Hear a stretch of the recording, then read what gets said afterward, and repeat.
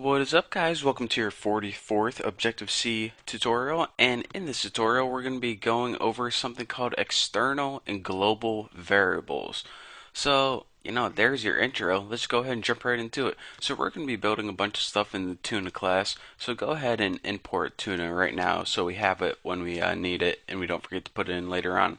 But anyways, let's go ahead and make a global variable right now and say we're going to build a program to like change the drinking age of, I don't know, it really doesn't matter the variable. I just wanted to name a variable drunk, so I'm going to set this equal to 21 so it's something we remember and everyone can remember the drinking age.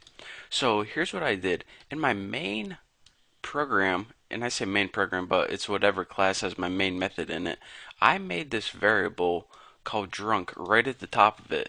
And what this does is it makes it global. That means any method inside this file has access to this variable.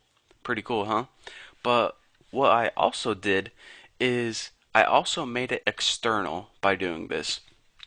And when you make an external variable, this means that any other file, if it has some special syntax in front of it, then that other class can access this variable too.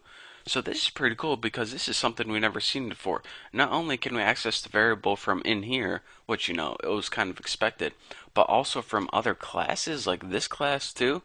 Alright, that's pretty cool. So let's go ahead and oh, another thing I forgot to say. Anytime you're making external variables or global variables, it's preferred to put the lowercase g in front of the variable name. That way you can easily identify your global variables, and I didn't make that up. That's not just my personal preference. That's common practice in Objective-C programming. But anyways, let's go ahead and print this out just to make sure it works. And hold on, I got an itch in my ear. Oh, there we go. I always get an itch in my left ear when I'm making tutorials. Why? I don't know.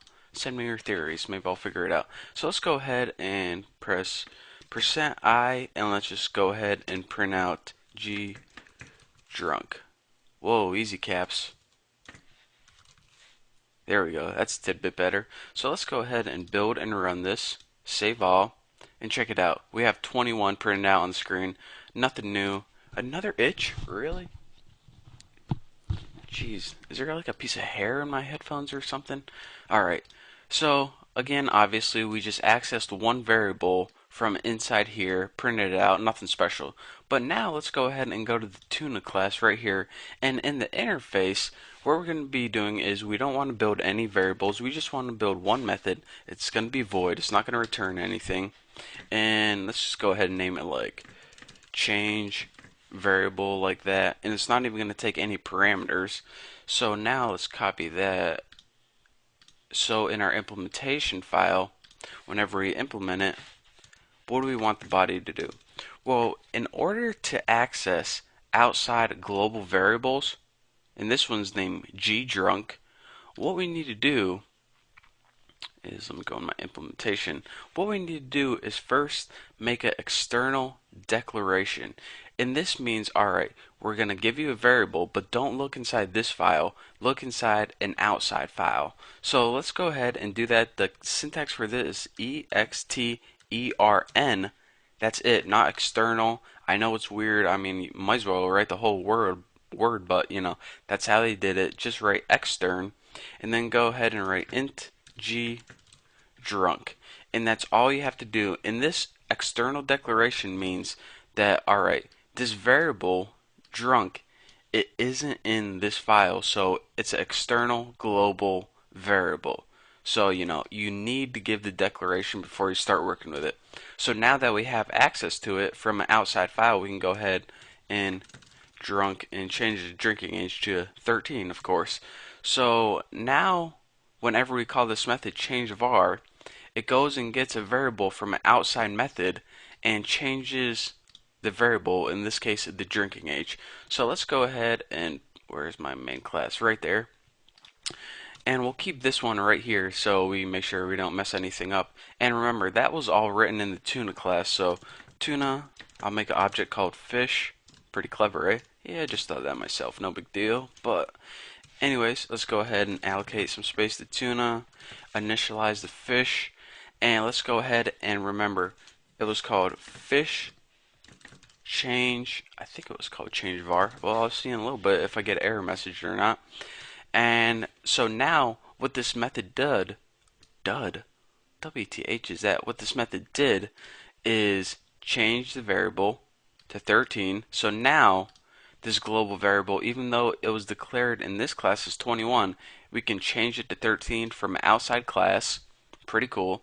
So now let's go ahead and, ooh, we have this little neat little code. We can just copy this and paste it right there. And I mean, oh, I guess I need to release my fish. Catch and release, and let's see, I think we're good to go. So let's go ahead and build and run this, save it, and see what we got. We got 21 by default, that's what it was, and then from the outside class, it changed it to 13. Pretty cool, huh? So here's what we did one last time, super quick recap. We made a variable in this class, an external variable named gdrunk, set it equal to 21. When we made an external variable, we said, alright, as long as you give me the declaration, you can use it from any class you want, in this case the tuna class. What this did is it gave the declaration and it changed it to 13 from an outside class. And then when we called it back in the main method, this method was the one that changed it to 13, and this is what just printed it out. And then we released our fish because, you know, catch and release. So thank you guys for watching. That's all I have for you for this tutorial. I'm going to be taking all of this source code and putting it in the link below. If you want it, go get it. It's free. So thank you for watching. Don't forget to subscribe, and I will see you later.